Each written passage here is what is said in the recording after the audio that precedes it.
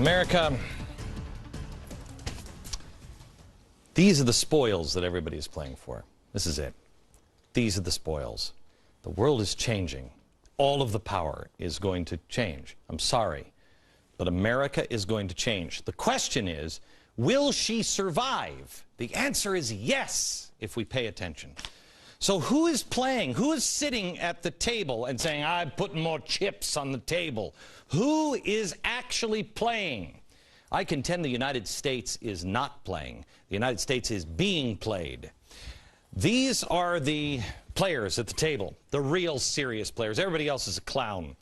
You have George Soros, you have Russia, China, and Islam. These are the players of the table.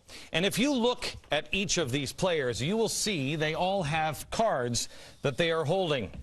And you would say, if you just looked at their cards, who's going to win? Well, Soros, he is the ultimate capitalist. He has made billions of dollars, and he wants to slam the door shut on others. Now, I don't know if he even cares what the system is now. He just wants his own system, this open society thing. He has called for a new world order for years. Listen. You really need to bring China into the creation of a new world order, financial world order. It only gets more greedy as you get closer to Soros. This is a guy who's known as the man who broke the Bank of England. He's brought down economies before. The game George Soros is playing is a game where he will financially win. Soros and his allies, the allies in the government, and not just this government. He has allies in the labor unions. He has allies everywhere. Now, not the government and labor unions because he loves America and Democratic presidents or he supports the little guy in labor disputes, but because he believes they're cards that he needs to hold to win this pie, the accomplishment of his goal, the nouveau order.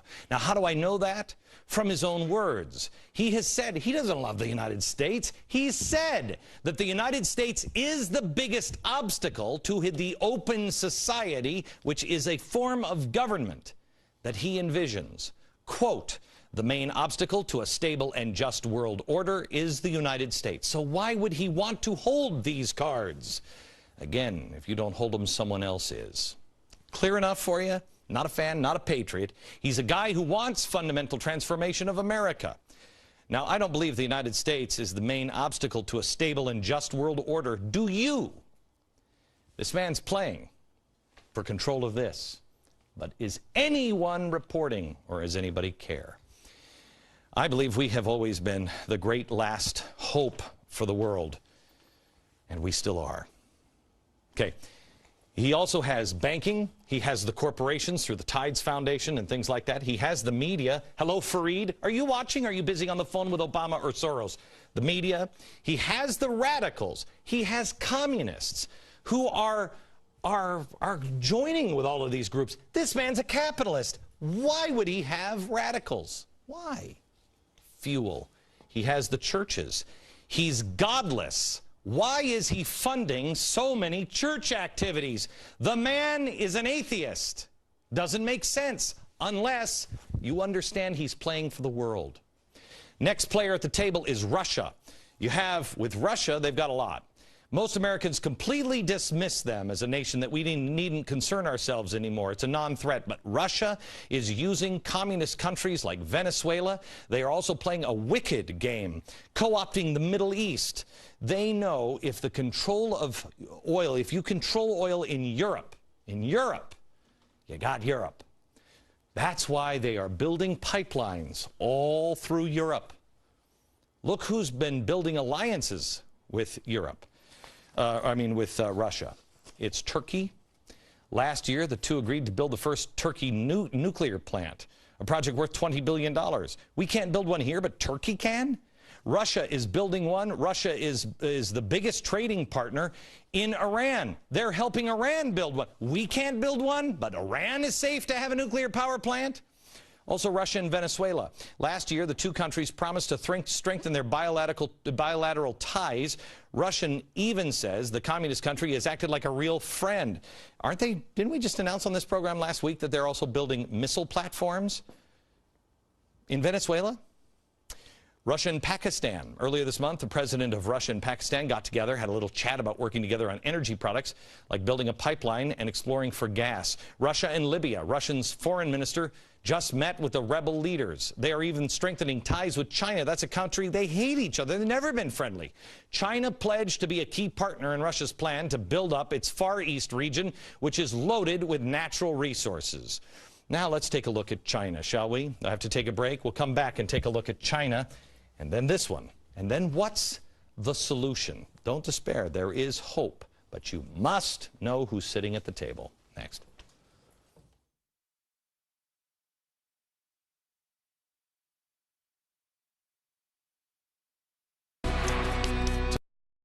Tonight, I just want to show you the world is being divvied up. And I want to show you who the players are sitting at the table. Think of this as a poker game. And it's everything is in. And winner takes all. At least that's what some hope. Soros, we already showed you. He wants a new world order. He's with the UN. He's with the banks. He's with the corporations. An atheist is giving millions to churches to help him on this new world order. He's got radicals, communists helping him. He's on his payroll. I'm sorry, laundered money from him. He's got all of that happening. Why? He's a capitalist. You have Russia, radicals, military, and energy. They're sitting at the table. They're holding some good cards here, and they've already got Europe by the throat. Then you have China. China is the obvious winner here. They have plenty of money, plenty of people. They have tech. They have resources. The military is about to take over. Think of this. They have 1.4 billion people in China alone. We have 310 million. India has 1.2 billion. Got it? China is just investing in gold. They have invested, they're buying, what is it, 10,000 tons of gold here in the next year. It's crazy what they're doing. They've got the resources. These guys, there are three players at the table here that have a lot in common. They're playing with fire. They're playing with radicals, radicals, radicals. These guys do not like an unstable world. They don't like it. They're slower, more methodical. They don't want to upset the apple cart because they have 1.4 billion people. That thing becomes unstable. It's chaos in China. So they don't like an unstable world. Neither does Soros in the end. Soros has got to get rid of these people. He'll get rid of these people. He'll get rid of these people really in the end, because anything that is too radical, that has too many thugs, he's a businessman. A business. It's just business. It's not personal. When he's done, he's done. But he's playing with fire because he's also tied himself through these radicals down here. And this is the last one sitting at the table. Radicalized Islam. Islam, as it's done in the Middle East, they have the oil. But they also have something else that is a trump card, and that is God. I should make that. They have faith. They have faith on their side. They believe in something. George Soros, all of his minions, they only believe in money. Faith in God trumps money every time. And everybody that he has to rule, he rules over. Are you for George Soros's plan? Do you even know what his plan is? How about Russia? Russia, radicals, they have to, both of them in the end, have to have a thugocracy. China is a thugocracy. And Islam, the ultimate. Chop your head off in the Middle East if you disagree. It's not the same Islam here, gang. Who gets control? Who gets control? They're all playing for the same world. But you notice I didn't say the United States is sitting at the table. We are a card. We're a card. We're not a player. If you don't think this has happened before, it has happened before. How did the most powerful naval force in the world for nearly 2 centuries just disappear? Remember when we started, we had to build new ships for England. How's that possible? On the Navy, on the Empire where the sun never set? How's it possible? Because we were this player at 1918. That was us. We had the money, and then we told people what to do. Islam, no matter what anybody else says, Islam, in the end, is the winner because faith trumps all of these things. But there is hope. There's a way to beat it next. All right. Soros, Russia, China, all of these things. Islam, radicalized Islam is the winner against those guys. It is. In the end, it might take us years to get there, but it will win in the end. Why? All of that stuff works for most of the world because people will go along with it. The Chinese, the Russians, many in the Middle East, they'll all just go along with it. They'll just take it. Even the Europeans will, but Americans won't. Americans won't do it unless we're robbed of our spirit. That's what Cass Sunstein is attacking. Be uncomfortable in your poverty so you become more responsible, more self-reliant, more moral. Be forged in the fire. That is Benjamin Franklin, and that is the American spirit. And we have to join together. Community organizing is the buzzword. In the end, who wins? The guy with the money? No. For a while, the people with the food and the people with the energy. But I contend it's not the people of faith. It is with the people with a firm reliance of divine providence that also fight for true freedom. It's the little guy that always wins. The giant lumbering corporations? No, they always lose. The giant bloated system set up by Louis in Versailles? Loser. For a while they may win. But it's the farmer behind the tree with a rifle or a rake. It was the farmer with the rifle and the rake hiding behind that tree that took the most lumbering giant of its day out. The most powerful nation on earth took him down. It is David that beats Goliath with faith every time. Goliath loses in the end because all Goliaths are arrogant.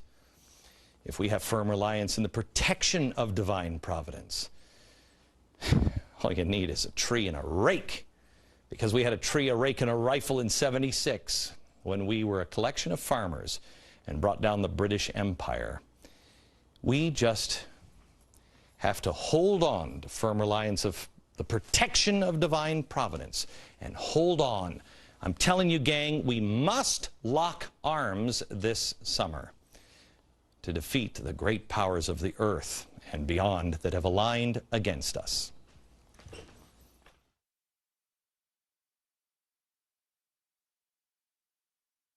America, there might be some things that you're not following or you don't understand. I ask you to join me at glennbeck.com and try to do your own homework.